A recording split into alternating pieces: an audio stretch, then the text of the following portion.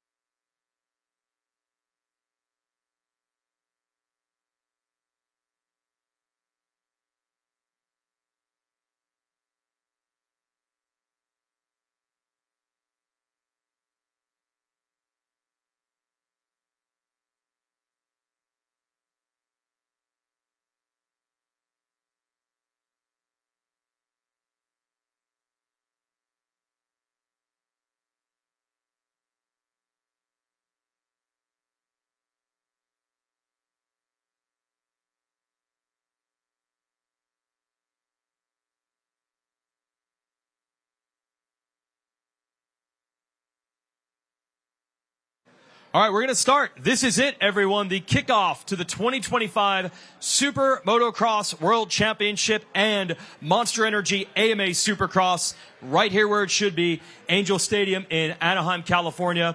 For the SMX Insiders, Jason Wygant and Jason Thomas will be your hosts, but we're going to really focus on getting to the athletes as quickly as possible. We do, of course, want to thank people who are here and help make that possible.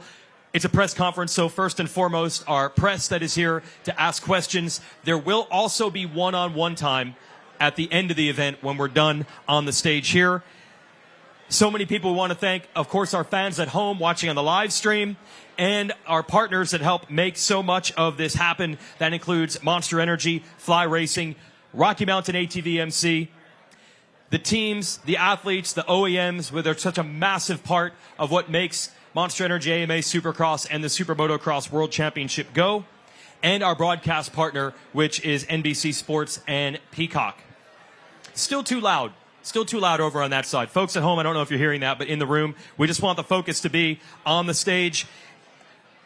As we go to Anaheim 1, it's an opportunity to remind everybody that, thank you, media coverage of this sport really is at an all-time high. It is awesome to have these great opportunities to be able to see the races. You can see on the screens here the broadcast schedule that's coming your way. The thing to know is this. Domestically in the U.S., every race, all 31 rounds, that's our 28 regular season rounds, 2 playoffs, and a World Championship final, will all be broadcast live on Peacock, as well as linear TV on either NBC, USA Network, or CNBC, including Anaheim 1, which will have a Sunday re-air on NBC this Sunday. Great way to get eyeballs on the sport. And new this year domestically, our Spanish language broadcast, which traditionally had only been able to be heard outside of the United States. This is a big move. Telemundo Deportes is going to broadcast our Spanish language coverage of the race. And you can watch that on the Telemundo Deportes YouTube, X, and Facebook channels. So that is awesome that we'll get American fans who are maybe English as a second language a chance to now listen to the Spanish language broadcast. As for the English broadcast team, just a shout out, Jason Thomas and I are a part of that. And coming back to the shows this year as well will be Lee Diffie, Ricky Carmichael, James Stewart, and Will Christian. And a shout out to our new host of Race Day Live. That is our Saturday afternoon qualifying show hosted by Justin Brayton and Adam Ciancerulo with Haley Shanley and Lurch. Stephen Scott reporting from the racetrack and the paddock. And you can also listen to every race on XM Radio Channel 85. That is NBC Sports Audio. But if you need any other details, just go to supermotocross.com and it'll give you all the broadcast info that you need. JT, I think it's time to talk to some riders. Let's meet the 250 West class, and we will start out with our crew up here of Hayden Deegan, Joe Shimoda, Jordan Smith, Styles Robertson, Ryder DeFrancisco, Julian Beaumer. Levi Kitchen is not with us. He's under the weather as of right now. And finally, Garrett Marchbanks. First question, we'll lead off with Hayden Deegan. Moving to the West this year, you've had a lot of time to prepare. When you think about going into this season, trying to win this first leg of the SMX Championship, which is Monster Energy Supercross, how are you going to approach it a little bit differently than last year to get off on the right foot? Yeah, definitely just focus on that start. The start ruined me pretty early, but I mean, I didn't have a preseason too great of one last season, so I had a full preseason this one, and it's gone perfect, honestly. Like, my days have been really solid, so coming in as strong as I can be, and, you know, just ready to give it all she's got. We will open it up to the media. Alex Gobert, if you'd like to start. Yeah, thanks, Alex Gobert, MotoOnline.com. For Julian Beaumer, you made it really evident during the SMX media days here at Angel Stadium that you were coming into this season, you know, with the mindset to win. Can you speak to that mentality and tell us your position right now heading into the opening round? Yeah, for sure. I'm in a really good spot. The bike's amazing. The crew did an amazing job this off-season with testing, and I've had a really solid off-season. Almost every day has been really good, and I'm fit, ready to go. And that's the goal, go out and win. We'll pass it around. I do want to say we're going to try to hold to one, maybe two questions per media outlet just so we can make sure we get all the riders in. You can go ahead. Mitch Kendra from Racer X. Let's go to Jordan Smith here. Obviously a new team with a triumph and everything. How are you feeling heading into Anaheim 1? Going to be the first race on that bike? Yeah, I feel good. We've had a pretty good offseason as well. We got started pretty quickly after the SMX rounds, and yeah, it went pretty good. It was kind of a smooth upward trend of progression throughout the whole offseason. So you never really know with the bike until you kind of get on the racetrack. It's always different than the practice track. So I'm looking forward to it. I feel really fit. I've built a good base throughout last year, and just trying to build off that, and feel good and excited. Zach Newberry, Transfer Motocross, Motocross.com. Styles Robertson, been a long time since we've seen you, over a year. Talk about everything that's been going on, and for you to get, you know, to this moment right here, back to racing, and probably a little bit earlier than you were expecting. Yeah, Tuesday night I got a call. Unfortunately, with Juliet getting hurt, they wanted to switch it up. So yeah, I mean, I'm just excited to be back behind the gate. It's been so long, and yeah, my bike feels good. I feel pretty good, so I'm just excited to see where I stack up. Dan Beaver, NBC Sports, for Joe. Last year, such incredible progression, starting out at the beginning of each of the seasons. What did you have to work on, or how do you get a faster start to get those podiums and those wins in the opening rounds? Yeah, we did so much start and practice this off season. I actually rode a lot, and yeah, I mean, I did everything I could do. So, I mean, kind of have to show it, you know. Jonathan McCready for GateDrop.com. Hayden, you're pretty outspoken even about your competition. Are you planning to be like that this year, and will you continue that outspoken nature in your interviews in the 450 class? Yeah, I don't care what people think. I just say whatever I want. So that's just how it'll be, and that's how it'll be this year too. But we got to focus on winning first, and then start messing with some people. Michael Lindsay, BioMX for Garrett Marchbanks. Garrett, kind of full circle for you. You have returned to the Monster Energy Pro Circuit Kawasaki team, so definitely a big year for you to show your stuff. But in the same breath, your team's very full. A lot of guys have long-term deals going forward. I believe you're kind of on the bubble there, so it's mixed feelings, great opportunity, but at the same time, decent amount of pressure. Yeah, I mean, it's been a great offseason. Definitely have a lot to show second time around. I think Mitch definitely seen something last year and took some belief in me and this coming year, so I'm super pumped for that. Yeah, no, the offseason's been great. Had a great offseason with the bike, with suspension, motor. Tried lots of new things, found some good stuff. But, no, I just feel like this time around it's been really good. I don't know. I feel like I finally have the right pieces of the puzzle, and now it's just up to me to put it together. Hey Hayden, Michael Antonovich with Course Heading. When we talked to you here in December just a couple weeks ago, you talked about being locked in the whole time and getting ready to come here. How does it feel to be in this situation now? You know, all the stuff that you've done over the last 6 weeks as you're ready to race in your hometown. Yeah, definitely. It's exciting coming back west to race. Just like Fox this year, when you come out here to race, it just feels like home. And honestly, when I get on my own dirt, I feel like I can just take off. So that's why I kind of made that step too. I'm like, I'm a West Coast guy. Like I could ride an East Coast track really good. Obviously, you guys seen that outdoors and too. But West Coast, that's just my stuff. So I'm excited. Obviously, A1 max pressure. Right, you got the sold out stadium. And it's the first round, and I feed off the pressure, and that's when I do my best work. So that's why, I choose A1. Kellen Brower with Swap Moto Live. Jordan, last year for you, you're obviously on Star, a team that has a history of winning. So when you're in a title fight like that, it's kind of expected. What's the different feeling like of being with this team where you're trying to carry them to that level?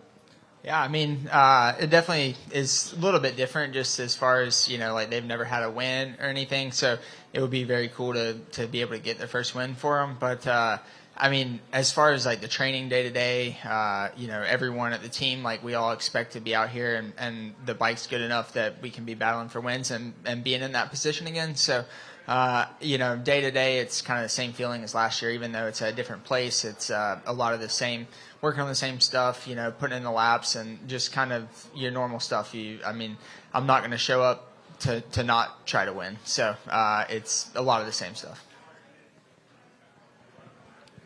Jason, Gypsy Tales, Hayden, I want to dig a little deeper into the whole West Coast thing. I mean, Jeremy McGrath was kind of a guy that made this stadium famous. Obviously, he was a local. Is that, I guess, maybe a little bit of the brand going forward and, like, really you've moved to Florida and really realized, like, hey, I'm actually a West Coast kid, I'm a Cali kid, and California hasn't really had the rider to kind of carry over what Jeremy did for this stadium. So is that a part of the mindset in that decision? Yeah, I mean, coming back to California, it just feels like home. Like when I get back to my city, especially, I mean, it just feels like I just feel at home, right? So it definitely, I mean, living in Florida is what you got to do to be. I feel like got to be a champion. That's what you got to do. So that's kind of why I'm out there, obviously. But honestly, come back to California, it just feels more natural to me. So I'm excited. And with the rivalries that you have in this class, a lot of times we see when a rider's dominant, winning championships, it's natural that we start looking to the 450 class. Is there a rivalry already with some riders in the 450 class? I mean, those guys like literally speak on you and you haven't ever raced a 450. So I guess how do you feel about that going into these next couple of years as you sort of start to look more at the 450 class? Yeah, definitely. I mean, I heard guys like Jed or whatever say, I'm not even in his league, right? So, which I think is funny because on our best down at 250, I think he wouldn't be able to stand a chance, right? So on outdoors, but honestly, I mean, I'm gonna keep working hard, get to the 450 class, and we'll see. But right now, 250s, and that's my goal: winning races and championships in the 250 class. But yeah, I mean, time will tell. Ryan Nitzen from Cycle News. My question's for Ryder D. Ryder, same colors for you this year, but new program, new look. Can you talk about your offseason and kind of what you learned going into 25? Yeah, the bike's not too different, so it was a smooth offseason. The first couple months were a bit tough, but as we get closer to A1, it's gotten a lot better. So the last month's been smooth. Made big progress on the bike this year. Kind of feels like a whole new bike, honestly. So yeah, I'm excited to show here at A1, and yeah, it should be a good year. Question for Joe Shimoda. 2025 chassis changed this year. How did testing go through that process? Second year on the team, 2 new bikes in a row, back to back. How did you find the second year of testing on a new chassis? Yeah, we did a lot of things, but I think second year on the team, I think my communication with the team got better, and obviously the team's doing everything for me. I would say, yeah, we went through a lot, but way better starting point than last year. So, yeah, they did a great job. Hey, Joe, we did get to talk to you a month ago, but for those that didn't hear, just talk about all the changes you've made moving to Florida and all the differences in your during the week program this year. Yes, yeah, a lot of environment change for me. Moved to Florida to Sandbox. I wanted to do it last year, but changing team and moving places like way too much for me. So yeah, I committed to reinvest myself into moving new place and new facility, and I think Florida is I have a good quality riding every day, which I like, and yeah, only thing I maybe don't like is a little bit too humid and a lot of bugs, but other than that, I'm fine with it. Jason Gypsy Tales, Rider D, mate, this one's for you. Physically, you look a lot bigger this year. You're a guy that went pro fairly young, out of the amateur ranks. Can you actually feel the difference in you just turning into more of a man as you progress? Can you actually feel that out on the track, and do you think that it makes a big difference in Supercross? Yeah, it's a huge difference. Even since Vegas, I've gained like almost 15 pounds. So just that itself is a huge advantage. I get now, like, racing against older guys, they did have a lot more strength than I did, and I had a smaller chassis to start out my pro career. So yeah, as I grow, I'm getting more used to it, and yeah, it's a huge advantage. Even in Supercross, just like even the whoops and the rhythm sections, but yeah, it's a huge help. Dave Arnold from Dirt Sports World. Julian Beaumaire, Juju. So I've known you for years in the watercraft industry. Do you think racing the stand-up watercraft has been a benefit to your Supercross career going into it? Yeah, for sure. I think there's obviously a lot of similarities. I think it's helped a lot with the way the water breaks down. Obviously, the water is different every lap. So getting used to seeing things differently and having better lines. So I think that's definitely been a big help. And being on the West Coast now, I know you just moved to, what was it, Temecula? You're riding a lot. Is it the dirt more different than, riding in the East Coast versus the West Coast for you, too? Yeah, for sure. I think the dirt's a lot different. Obviously, I'm a West Coast guy. I was born here. And definitely I struggled a little bit in the beginning of the season racing the East Coast tracks, and I got better as the season went on. So either way, racing West Coast, so we're prepared to go on the West Coast tracks. Johnny Hopper with MX Unfiltered. Deegan, this one's for you. I'm in the back. So you had a very successful 2024 with you have more experience based on your, you've been winning for a bunch, but you had surgery. How did your prep change from last year to this year with more confidence with how much you've been performing? Yeah, I just had a lot more time on the bike. I mean, I literally had a broken wrist, so I wasn't able to ride at all, really. I rode a little bit before the first round, but it wasn't anything. My fitness levels dropped off. I still ended up winning the second Supercross, which that's what gives me a lot of confidence too. Is now that I had a whole preseason, I want to see what I can do now, because I don't feel like I really came on in Supercross until those last few rounds, and I was able to show it a little bit at Salt Lake, even though I struggled a little. I still ended up getting the win, but I just feel like a whole season now. It's I don't know. See what we got. And in SMX, you had a big payday, and I see you got some ice on your neck. You told me you were going to buy some Bitcoin. Did that happen? That was probably my dad will probably rub it in, but Bitcoin, that was a mistake. I didn't buy that. I should have, honestly. My dad was trying to get me to, but I don't know. I'm kind of scared to put my money into that stuff because you never know what's going to happen. But keeping in other things, but ended up shooting up a ton, so that would have been smart. But yeah, I like spending money, so I got to keep making money to keep spending it, though, so we got to keep winning. We'll talk about it later. And Jordan, I wanted to ask you, because coming from the Star Yamaha, is there any advantages that you have on the Triumph versus the Yamaha? For me, I always kind of struggle with front end traction on the Yamaha a little bit, which is kind of something I was searching for a lot. And I think that I actually kind of figured a couple things out going into the SMX rounds last year. Kind of a late time to figure that out. But my front end on the Triumph feels really good. Just really, the bike feels planted and good. So I think that the power is plenty to get the job done. So yeah, we'll see. Like I said, it's hard to tell what you got until you get to the racetrack. So we'll see tomorrow night for sure. I think we got Swap Moto live with one more question. There. Don Maeda. This is for Garrett. You look all lonely over there. So talk about your off season a little bit in the preparation, because the Cowie's all new, and I've heard it's really good. And then I noticed you've been spending a lot of time with Jason Anderson training, and you looked really good when I was there. Yeah, no, the off season's been great. Probably the most fun I've had in a boot camp in my whole career. So it was cool to have a riding partner with Jason. Jason's been a great guy, and just to learn off of him on and off the bike, it's been great. Dude's an amazing practice rider, so I've never really gotten my teeth kicked in that hard before on practice day. So it was definitely something new to learn. But no, the bike's great. Yeah, we did lots of suspension testing and certain stuff like that, and found some really good things. And yeah, no, the bike feels really good. I don't know, just something about it. I feel really confident in it this year and ready to go racing with it.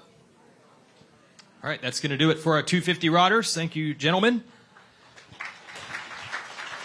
think everybody goes that way. We'll try to keep them here for, again, one-on-ones. We will transition into the 450 class in a moment, but we do have an announcement to make today. We're going to do it right now. The dates of all 31 races within the championship have already been announced, but today, for the first time, we're going to announce the locations for the Super Motocross World Championship playoff and World Championship Final. So here it comes. You can look at the screen here. We will return for the first playoff round to North Carolina, a very popular round, great motorsports market there to be at ZMAX, Dragway, at Concord. But the big news is round 2, second playoff round. We're going to go to St. Louis and the Dome, but it will not look like what you saw when we raced Monster Energy AMA Supercross there. It'll be really cool when we unveil the track map for the second playoff round in St. Louis. Folks that have gone to that race, the riders know we have a huge area indoors where there's usually pits and paddock. Well, we're going to be able to run pieces of the racetrack into there to create some motocross-like sections, some cool fan opportunities. And to be in a dome back in St. Louis with a great crowd and that dirt, JT, that's exciting. Yeah, I think the dirt might be a little bit of an upgrade over round 2 of the playoffs last year. But yes, like you mentioned, having those spectator areas going through the tunnels, having motocross sections in the convention center of the complex is really going to add to it and really create that hybrid experience in the playoffs that we're looking for. So I think most riders love going to St. Louis for the reasons you mentioned. Great dirt, great atmosphere, and I think the playoffs will deliver that as well. Yep, and then the World Championship finale, it was a home run to return the sport to Las Vegas, and we will do it again with the Strip in Las Vegas. That'll be the finale. You can see the dates on the screen. supermotocross.com for info, and the pre-sale for tickets begins January 28th. And let's transition to our 450 riders, JT. We're going to have 2 groups of riders. This is obviously the first group, and we will have Jorge Prado, Hunter Lawrence, Ken Roxon, Malcolm Stewart, Aaron Plessinger, Justin Barsha, and Justin Cooper. And we will lead off the questioning with Jorge Prado.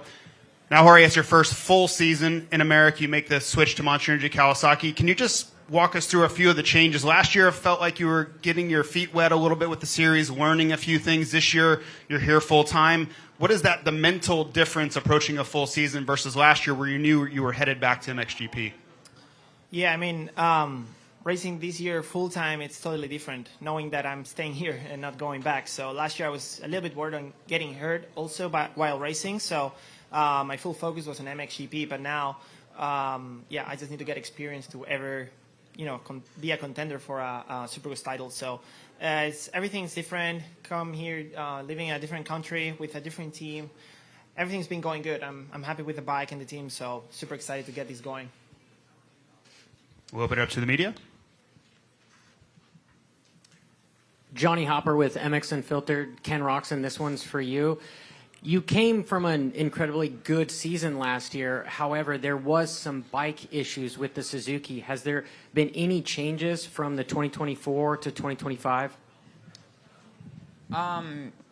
Yeah, we got a couple of little changes. I changed to RAP suspension, which I've been, we all go through the, trial and error and trying to set up the bike and whatnot. But I've been pretty stoked with how consistent it's been feeling and just trusting the bike. And I think the biggest change that we have made as well is I've gone to a factory transmission, which I actually really, really enjoyed once we put that in. Just helped the bike ride a little bit lighter and a little bit different power, I guess. And I think that made the bike a lot better. And so those are a couple of little changes. I mean, besides that, everything's the same, but those are 2 very big components of a bike. So I'm excited to put it on a racetrack here. And as I have not raced with the factory transmissions basically 2016. So I'm just excited to put it on the track and see what it feels like. Don White of Swap Moto Live. Jorge, Jason already touched on it, being here full time, different attitude. What was the biggest adaptation for you getting on the Kawasaki KX450? Well, I need to say that adaptation was pretty good. I'm very happy with the bike already since day one. I pretty much felt like I've been riding the bike for long, so this was pretty cool. I think the team has already a very good base setup, so for me to build from there was kind of not easy, but we already had a good base setup. So as soon as I'm getting to speed, we make small changes. But like I said, I'm very happy with the bike, the team. They all helped a lot to get me feel comfortable and to make me a better rider. So yeah, very very happy with the Kawi. I have a question. Jorge, you and I talked about this in the off season. By chance, we started a Spanish language broadcast for the first time last year, pretty much the same moment you came over. Now you're here full time. Now people can watch that in America for the first time with Telemundo Deportes. Talk about trying to build your fan base and find your spot in America, but to have that at the same time also. Well, I think it's very important to get the Spanish-speaking people to watch, let's say, Supercross, Super Motocross. And yeah, here in the U.S., I mean, at least in this side of the U.S., I feel like everywhere I go, I can speak Spanish. So it makes me feel more, let's say, at home. And I think we can reach to so many more people getting the show in Spanish. So I think it's good for the sport and obviously good for me too. Scott Yarjo, Moto Now blog. Malcolm, we saw you have a full year for the first time last year. How was your off season after that, and how much of a difference does that make to you going into this year? Oh no, it's for me. Last year was a little bit of a struggle in the beginning, and then towards the end of the season, it was actually starting to come around where I started feeling really comfortable. But getting all 31 races under my belt was really good, and then of course, doing the Paris race, that was awesome. Pretty awesome for me to just do and mix it up with a few of the guys that come over here to go over there and do it. And then again, we had a really good off season. So I just kind of had the mindset. I was like, if I can just keep myself on the motorcycle and just learn more the bike and everything, just keep myself loose, I feel like I'll be ready for 2025. And so far, all that has come about, and I'm feeling really good. A lot more confident going into this year than I was last year. Yeah, Alex Gobert, MotoOnline.com. For Aaron Plessinger, last year in Supercross, it was quite a convincing season for you. So how do you build upon the form that you displayed 1 year ago, and where do you set the expectation for 2025? Yeah, my expectations for this year is to just do more of what I did last year. Unfortunately, I got hurt at the end of the season. I think I would have finished the season out stronger, but my overall expectation is to get more than one win this year, get good starts, be consistent, and just try and be a title contender. Under Lawrence, Jonathan McCready, GetDrop.com. You ended the season really strong last year. How has the testing been for Supercross on the new Honda, and is a title the goal here for you? Yeah, it's been good. Obviously, last year we didn't start off the best, and we kind of fought our way through the Supercross season and finished off strong, but we're definitely in a better place with the bike and myself this year, so it'll be good. Obviously, everyone feels really confident in their bike and set up in themselves until Saturday A1 comes, and then everyone kind of either panics or kind of reaffirms, no, we're in a great spot, so we're excited. Hey, Michael Antonovich with Course Heading. This is for Justin Barsha. I can think about how many times I've seen you sit here on the weekend before Anaheim 1 and go out and win. You're a different factory rider this age. You're a young guy getting in, however it is. Now to see you on the gas, you're a dad. You have another kid on the way. You're already looking at the next stage of your life. As a guy that's done it so many times, how does this Anaheim 1 feel compared to past ones? Feels very similar to all the rest, still got the butterflies and the nerves. Woke up this morning and feeling like it's race week in Anaheim. Still feel like a young kid going racing again. Not a lot has changed. Obviously, a lot has changed. Family life, kids, and things like that, and growing up. But all in all, still feel very similar. Got the little nerves today, seeing all the familiar faces, and but a lot of excitement. I'm really looking forward to going out there and riding, and that's when it starts feeling better, when you got on the track and you ride. And but yeah, I've had a really good off season. It has been a lot of new stuff this year. Fresh start, really. You know, I put a foot forward, and really excited. It's been good, and had a lot of fun riding with Aaron and Malcolm, trained with Eldon, and the whole Rockstar Gas team has been really good with me. So we're in a good spot, and we'll see when we get out there as well. To do the same thing, I mean, you know, it's the same job that you've always been doing, but you're doing it in a different way now. How reinvigorating is that to attack it this year, working with Eldon, doing the work that you did down at the Baker's factory? Yeah, for sure. It was really good, honestly. Being at Eldon's, his facility's awesome. Pretty much for me, it takes stress off my plate. I'm able to go to the facility, do my work, go to the gym, and then go home and spend time with my family. So really, it just took stress off my plate. I'm able to spend more time with my family. I do the work at the compound, and then I go home and do my thing. So really, it just simplified my training program, my riding program. We have Seth down there taking care of all the parts and bikes and all our mechanics, and it was just really just a simplified off season. It was quite nice and less stressful. Steve Mathis, LVK show. Sorry, Gypsy. Justin Cooper. This is a big year for you. You had a nice season last year. Obviously, you've got to be thinking like you can win one of these things, right? You got on the podium last year. Do you feel like you're improved? Do you feel like a win is now the goal for you? Yeah, I think last year was it was obviously a big year for me, and didn't really know what to expect for myself. Kind of getting into the class, it was really important for me to just have that full season, I think, and obviously started to build in a good way through the end of Supercross, and then into outdoors was really good. So I think the most important part was just getting all that racing under my belt, the experience and all that stuff, and just feel a lot more comfortable now. Going into this year, I'm in a lot better of a place mentally, and I think now the goal is to just use what we learned last year and put that into effect, and I think a win might be there. So, just more podiums, and just want to be up there in the fight. Good to have you in the presser, Steve. Jorge, I kind of just want to build off Wygan's question for you, essentially. And does it feel different to be the only, Spanish top-tier Spanish rider in the US? Obviously, in Europe, you're representing your country, but there's so many other Spanish riders there, but you're kind of the guy here now to try and build that fan base here in America. So I guess, how does it feel to be that guy and the importance of that position? And I'd also love for you to answer that question in Spanish as well for the Spanish fans. All right. Well, first I will answer in English and then I will switch. I think it's cool because I feel like I'm representing, let's say, Spain, obviously. But at the same time, all the Latins here in America, there is such a big community of Spanish-speaking people that I feel like I'm, the one that's representing them. So I think that's cool. And like Jason said before, having the TV in Spanish will attract so much more all these Spanish-speaking people. So, I think it's pretty cool for the sport. Now, should I do it in Spanish then? Okay.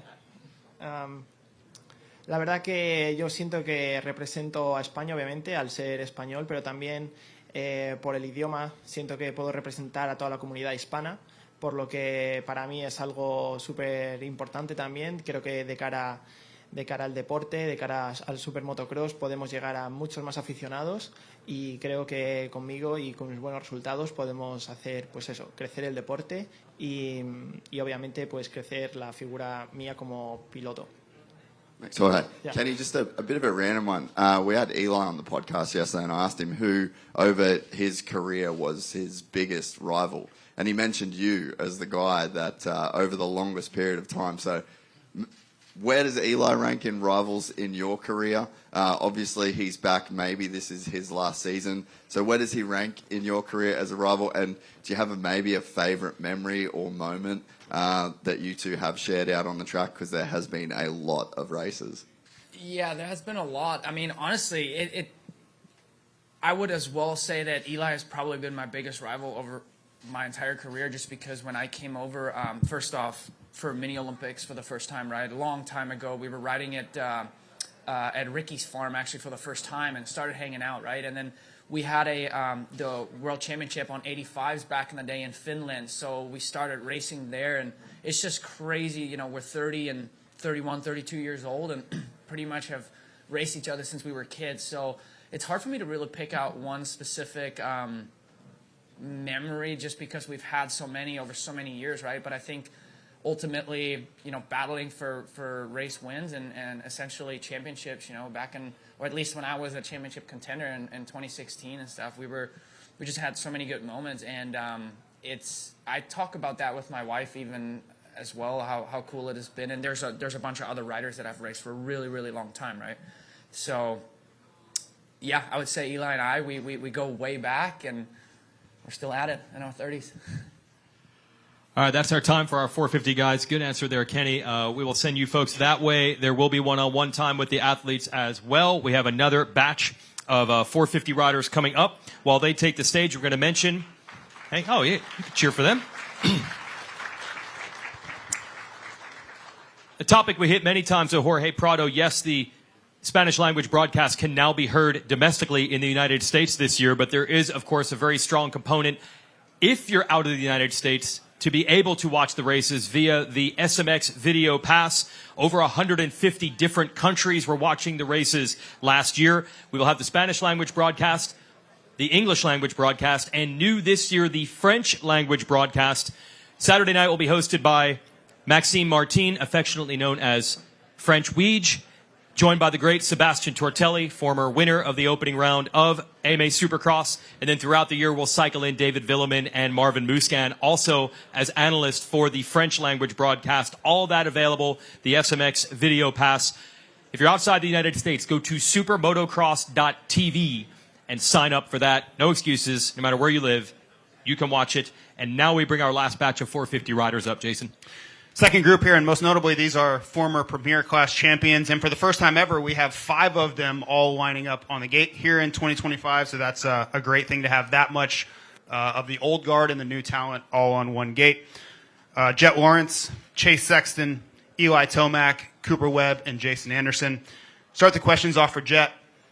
In the past, in this sport, so many riders have gone into this boot camp mode starting in November all the way through December, show up here ready for Anaheim. You and your brother seem to do it a little bit differently. You raced a lot in November, and then it sounded like there was a lot of testing that went on in December versus just the lap after lap type of boot camp. Talk just a little bit about the approach and the thought process that goes into that versus what we've kind of come to think of as the norm. Yeah, you know, obviously we got a new bike, new frame, new chassis, so we're trying to see which parts work. You know, Show is always coming out with more parts, better parts, see which work, you know, and we're kind of doing the eliminated kind of thing, you know. We got to see which works. Okay, this part works and it's better, but now we got a problem with this part. So it's kind of had a lot of that, and we got a decent amount of laps, and you know, it's good enough. We're going to do plenty enough this year for sure. So I think we're in a good spot. Where the bike's feeling good, and we're just excited to go racing. You know, it's always, you can have the bike perfect for practice, but I mean, sometimes for race, you get there and the bike doesn't handle like you want it to be. We were at that stage last year. We came in way too stiff, so I think we're in a good 8-ball right now, and yeah, I'm just excited. We'll open it up for the rest of the media. Hey, Eli, Mike Lantonovich with Course Heading. You're the guy that I think everybody has a lot of question marks about after last year coming back from the injury, seeing you progress, being open about this was a bigger thing to come back from, announcing how this year was going to go, and then racing all offseason to get yourself back in shape. Like, we know you're pretty quick right now. How does it feel coming into this one, and then what's the expectation for the year? Well, I hope it's better than last year. I mean, my showing last year, A1 was just no good. So, yeah, it was good to do some racing and really just get going. I mean, right, took the whole summer off, so Donations was awesome. WSX was really nice, and then just kept things going really the only thing different I have now is a different fork system, but it's working really well. And yeah, body's better. So time to go see what we have. Steve Mathis, The Weed Show. Chase, I think you're back here. It doesn't matter, actually. You're the biggest question mark I think we have. We know the other dudes, how good they're going to be, how solid. You got a podium here last year. You couldn't believe it, how fortunate you were to get a podium compared to the bike setup. Don't just give us the cliche stuff. Like, for real, do you feel better on the bike? What'd you guys do? What'd you find? It's year 2 for you on the new bike. Are you back to being where you were in 23? I think it's kind of hard to say at this point just because we haven't raced. But compared to last year, I was a week before last year, I wasn't even going through the whoops and really didn't have any time like doing motos or anything like that. So this year, I've had a whole month and a half of doing motos, just doing laps and getting more comfortable. And then also we have tested and got a lot better with that stuff. So I'm in a better spot, but I'll let the riding do the talking tomorrow. And I'm really having fun on my dirt bike right now, which is nice. And just excited to go racing. It's been a long off season since Las Vegas SMX. So excited and ready to get the season underway. Jonathan McCready, GetDrop.com. Question for Jed. Jed, your style to me reminds me of the technique of Stefan Everts with the mentality of Ricky Carmichael, which is quite a deadly combination. Now that you've won everything in America already at 21, is your motivation to leave a legacy like those two guys have and Jeremy McGrath and have your numbers when you leave the sport on that level as one of the best of all time?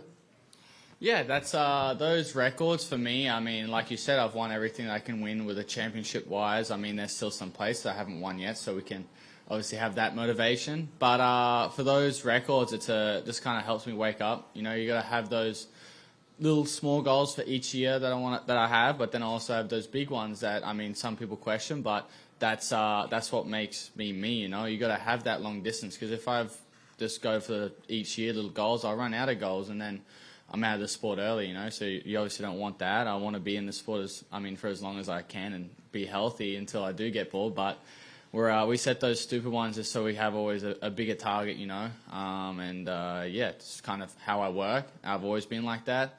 And yeah, that's just me. Nick Steele, MotoOnline.com for Jet. Sort of a follow-up. I feel in the recent months for you, it's almost like a mentality change where you're okay if you're not liked. If you get pushed back, it's almost like you accept that now. What's those last few months been like, and is there a change? Yeah, you know, I've kind of I was had a dull one last time I was here. I think I just had the emotions kind of showing, and it's probably maybe think people have won, but you know, I've gone back and, you know, assess it, judge it, and then change. You know, I'm a human being. I can change. I'm allowed to have emotions, but it is what it is. I mean, I'm coming in still the same, trying to stay the same as I am and not let other people change who I am. Because a lot of people do that, and I think that just shows a little bit of a weak mentality. I know I don't have that, and at a point I kind of almost did. So, but we're changed back now, and we're just focused on riding, man. Like, I get to do this as a life, so it's I'm living my dream. And people always have comments, but that's the reason why they have a phone in front of their face, because either way they're going to come and watch me either fail or win. So for either way, it doesn't faze me. You're still coming to watch. So, yeah. Johnny Hopper with MX Unfiltered. Sexton, this one's for you. A wise man once said, the ultimate measure of a man is not what he does in times of comfort and convenience, but what he does in times of challenge and controversy. And there is an elephant in the room with the financial instability of KTM. Is there any extra pressure on you to perform? No, I'm here to win, and that question's more for John Hines. He's here this weekend. And Eli Tomac, this is your swan song. What can we expect in 2025? Well, I don't want it just to be a send-off, you know, and just mailing it in by any means. So I'm trying to just be a better me than the year past, even though, you know, this is the last one. Alex Gobert, MotoOnline.com. For Cooper Webb, it seems like this off-season your form's been quite strong. So where would you, I guess, judge yourself, position yourself leading into Anaheim 1 this year compared to years past? Because you look like you're in shape, ready to go. Yeah, hopefully in a better spot than ever before, right? Like we always say, but it really is, right? It's my second year with the team. we had some great off-season races. We had a great boot camp, and I haven't changed a single thing on the bike. So for me, it's been a great off-season, pretty one you dream about. No real hiccups. So we're excited to get up here. There's 5 champs up here. There's 5-10 more other guys that are able to win. So it's going to be an amazing year, and I'm just excited to see where we stack up and put ourselves in good positions. Scott Yarja, Moto Now blog. Eli, to expand on your previous question, with this perhaps being your last full year, is there more pressure to go out and win? And also, do you approach Saturdays any differently, kind of trying to take it all in for the final time? No, there's not any more pressure. I mean, there's comes to a point where it's like you just know what to expect, and you just go do you, and that's all I can do, and try to be the best I can be. So, no added pressure. I'm happy to be in a better position last year, at least in my opinion, physically. So, let's see how it goes. Ando, mate, you are a dude that always prioritizes, obviously, the on-track stuff, but you're probably one of the cooler guys off-track. We saw some pretty cool stuff get released yesterday from Alpine Stars. The last time you were on track with the SMX, like you were doing some collabs with Win, and there was some cool gear stuff. Can we expect some pretty cool stuff from you in 2025? And I guess maybe just like explain a bit of your mentality around why that is important for you. Yeah, I obviously I prioritize my racing first always, but I don't know, other stuff I'm just interested in it. Honestly, in my free time I'm just kind of bored. It's not like we can do much whenever we're off the track, and for me, like doing some of those projects, and honestly a lot of them are some of my friends that I'm able to do those projects with, between some of the gear stuff that we've done. And I'm lucky that Alpine Star is a really good platform for us to be able to do it with. So, I think obviously I think most of the guys that are wearing Alpine Star are going to be wearing the Dirt Studio stuff tomorrow. And I think Donnie crushed it on the design, and I think it'll be fun to do more projects like that. I think for me, I enjoy doing that, and I'm just trying to enjoy my racing too. So, keeping it fun. Just as a follow, Jason, I asked you about a month ago about your situation. You come off winning 7 races in 2022, and you mentioned that it wasn't necessarily you regressing, it was the gentleman seated to your right that had all kind of raised the level from then till now. We've had a month, you've had an off season. Have you been able to take a step? You're really close to winning a race last year, notably A2. Do you think you've taken a step to get back into where you can fight for the championship again? Yeah, I'm hoping so. I try my hardest every day at the track, and the last couple of years I've been close to winning a race, and it's just been tough for me. I feel like these guys, especially between Chase and Jet, the level's gotten a lot higher. But at the same time, I still feel talented enough that on some nights and certain tracks that I could still be capable of putting myself in a position to win. So I guess my first goal this year is to be able to win, because for me, I'd like to win a race again. That'd be awesome.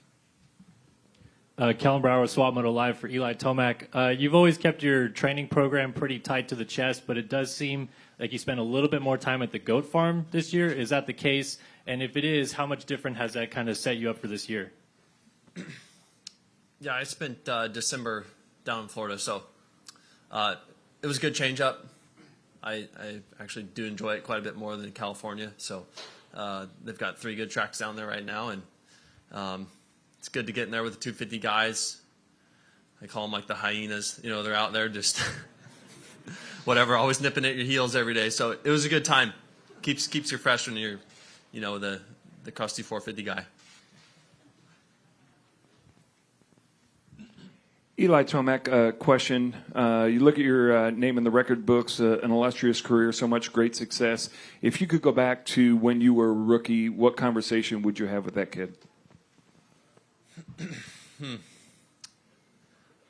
For me, it's just finding like the right mental calmness on the line and controlling emotion. Really, it's amazing how your mind, or at least my mind, evolved and changed. Say from 20 years old to 30 years old, on the line. Dan Beaver, NBC Sports for Cooper. Last year, you were able to pressure Jet towards the end of the season, even with the injury. How gratifying was it to be able to ride that well? And then how do you project going into 2025 and being able to use your mental toughness, that mental game that you've got to increase that?